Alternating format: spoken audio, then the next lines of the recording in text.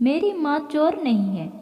पत्नी बार बार माँ पर इल्जाम लगाए जा रही थी और पति बार बार उसे खामोश रहने को कह रहा था, लेकिन पत्नी चुप होने का नाम ही नहीं ले रही थी।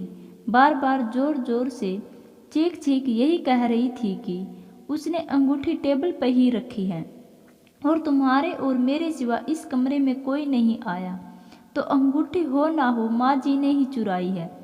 बात जब पति की बर्दाश्त से बाहर निकल गई तो उसने अपनी पत्नी को जोरदार थप्पड़ जड़ दिया।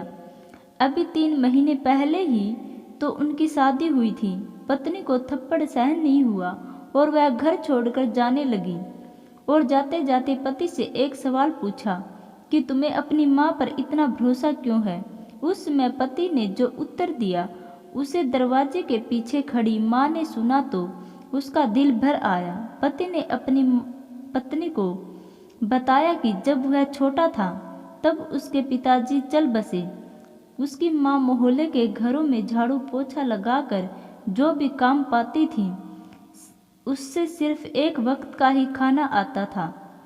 माँ एक प्लेट में मुझे रोटी देती थी और खाली टोकरी ढक कर रख देती थी और कहती थी मेरी रोटियां इस टोकरी में है, बेटा तू खा ले। और मैं भी हमेशा आधी रोटी खाकर कह देता था कि माँ मेरा पेट भर गया, मुझे और नहीं खाना। माँ ने मुझे मेरी आधी झूठी रोटी खाकर मुझे पाला पोसा और बड़ा किया और आज मैं 2 रोटी कमाने के काबिल हो गया हूँ।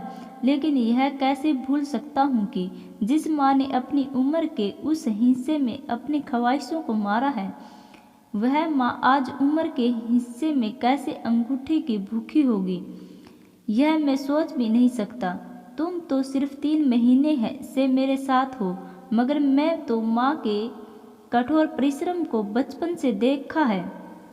यह सुनते ही माँ की आंखों से आंसू छलक उठे।